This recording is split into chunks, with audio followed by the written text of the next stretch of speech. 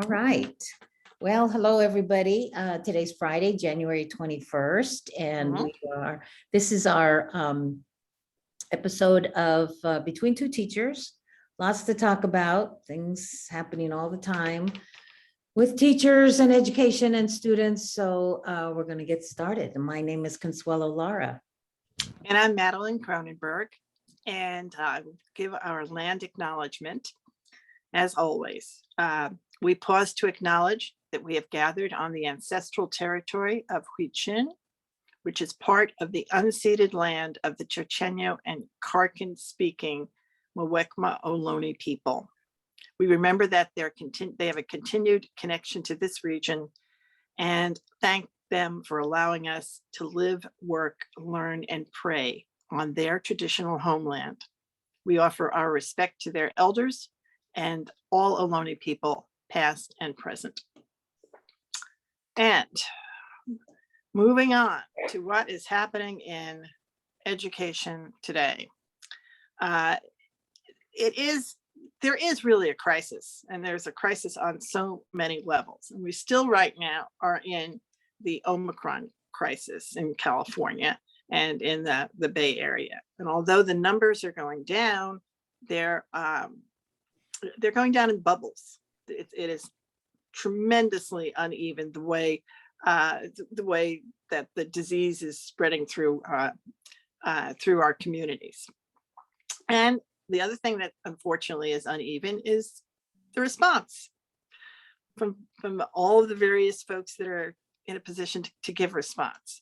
One of the things I did want to point out that was a big thing in the news is the uneven distribution of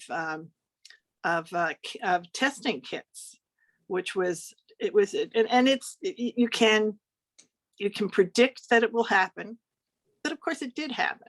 And what happens is the counties were in charge of distributing the testing kits that the governor promised us, and that distribution was that some school districts received them before the holidays, some received them after the holidays, some received them well after.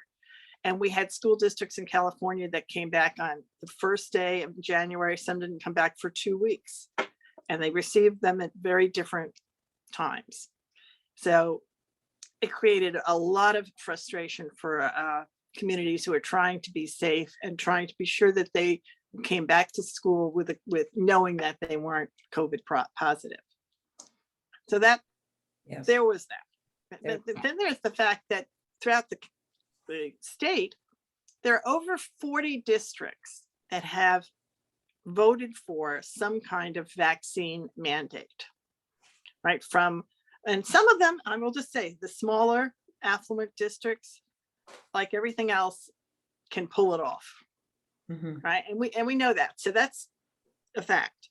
But when you get into larger districts, urban districts, districts that have these much higher rates among their community members, it's a totally different thing.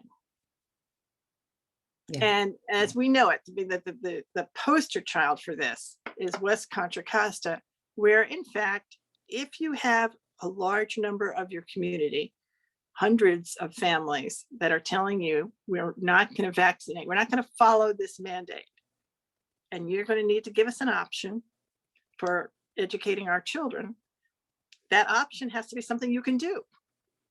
And that has to be independent study of one kind or another. And you have to have the staff to carry that forward. Yeah. Right? Yeah.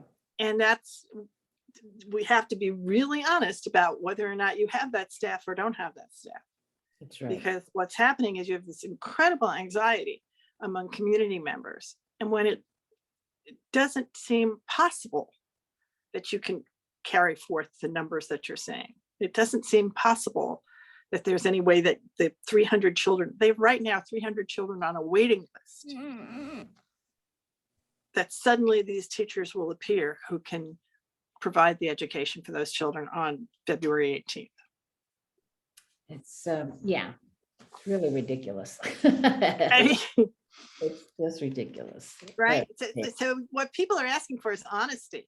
I mean, so when you and everybody else who's got these vaccine mandates, that every district is going to have to, manage it in their own way. But there really should be an honest conversation. California is the only state that has added the COVID vaccine to the requirements for children to come to school.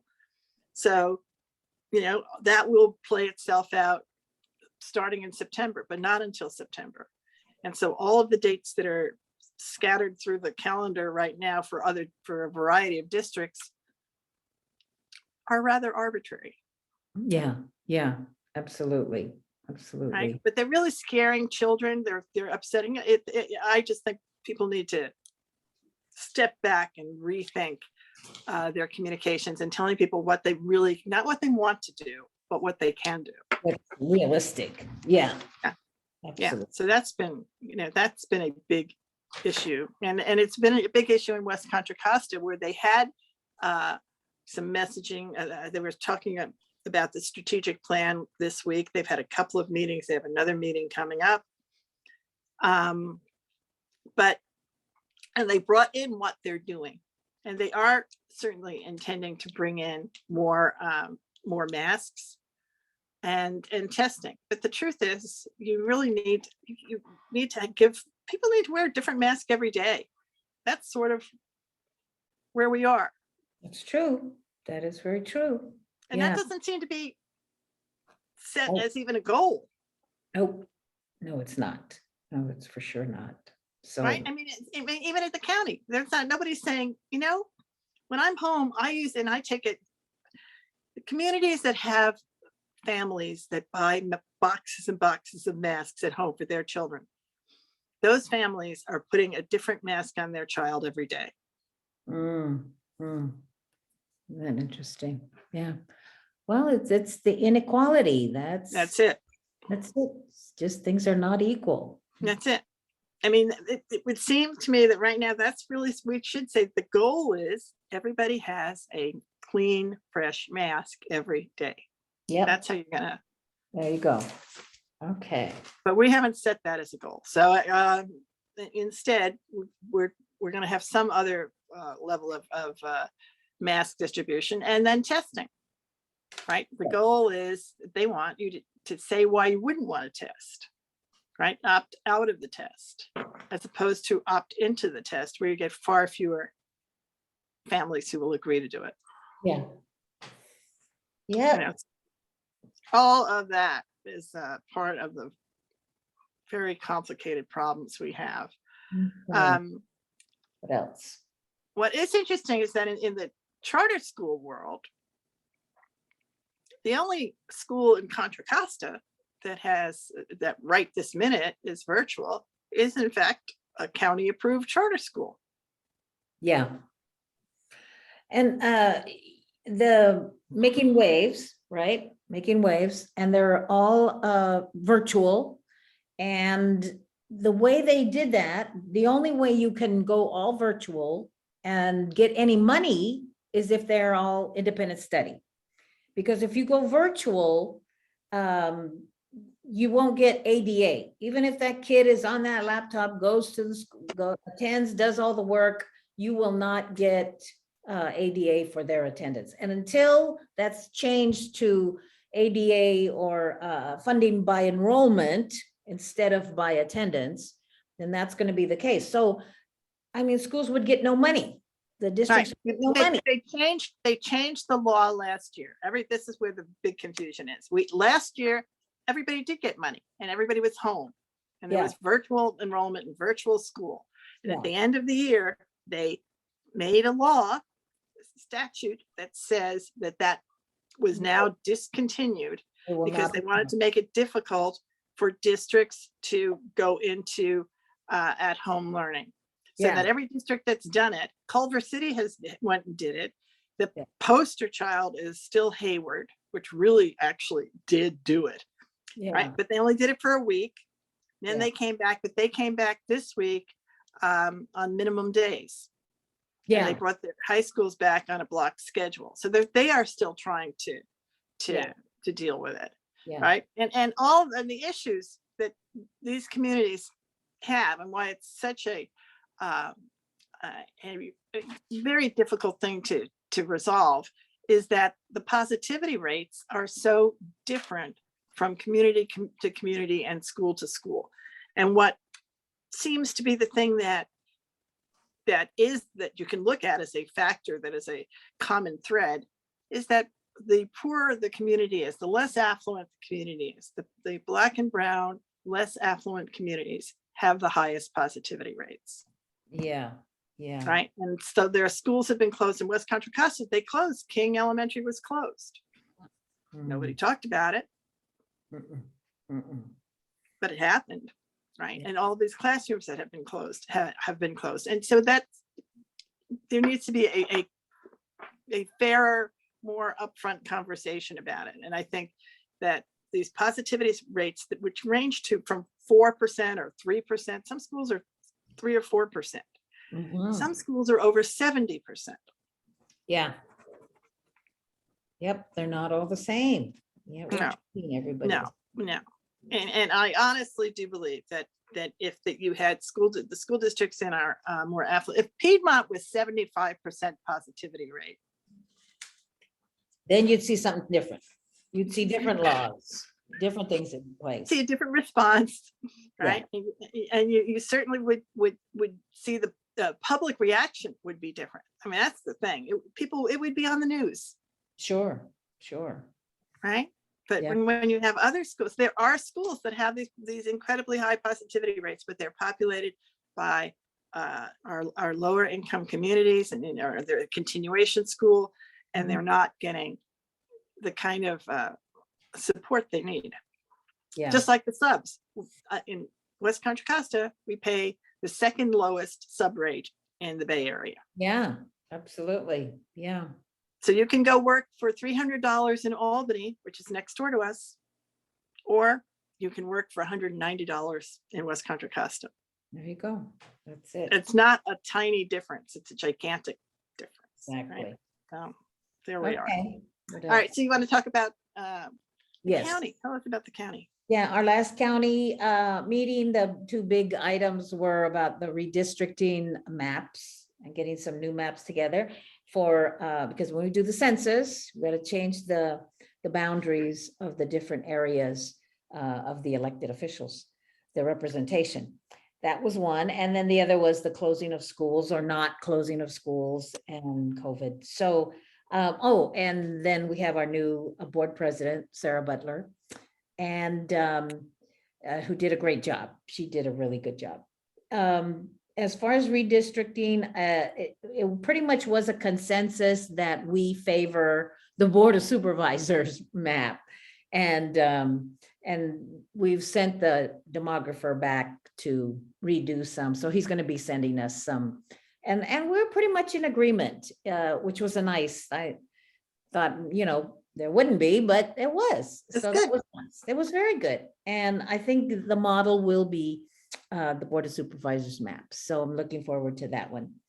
And for the closing of schools, I just, it's like you said, some places there's a lot of urgencies and some there's not. And I felt like I was the only one who feels that urgency because West Contra Costa is hit so much and so badly. So I think that one of the things that happens is that Contra Costa is a very large county, and there are big differences. And when you have to apply, Superintendent Mackey mentioned that there are, things that have to be taken into account. And one of those things, and when you look at closing, is basically it's the positivity rate or the vaccination rate, but it's the vaccination rate of the county, which is not impacting the 75% vaccination, the positivity rate of a school. And so I think that they really are looking at numbers that make sense in some places, but don't make sense when making a decision to close a school. Yeah. And it was like you said, how about that along with the attendance? Who's showing up? Because that's telling us a lot. Right. When you have 40% of your children absent, and that's not a story either, because it would be if they were in other places, but no, it's not a story. Yeah. And it's not something that needs any response, because these children are absent and getting no education. They are home. They're not on virtual learning. They are simply missing school. Yeah. And I think we really need to work on the reschedule, like you had mentioned also, the moving of vacation times. Okay, right now we're going to take that February vacation, we're going to take it right now. And of other things, putting other things at the end. So we have a longer year so that we can take care of business right now and wait for the surge to go down. So, and that those things are not being offered as options, that as far as I can tell. So no, as far as we can tell. I mean, and what that requires is having an open conversation with your labor units. yes, yes.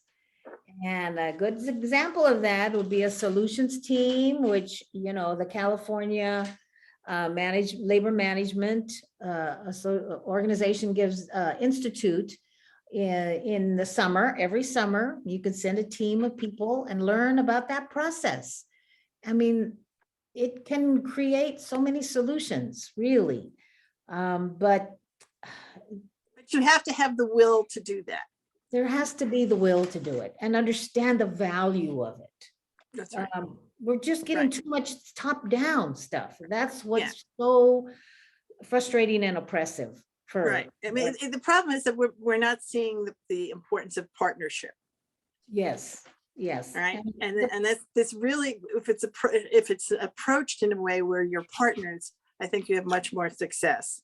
And you know, even in the districts that have done it. So we have Mono County, which closed. You've got Culver City.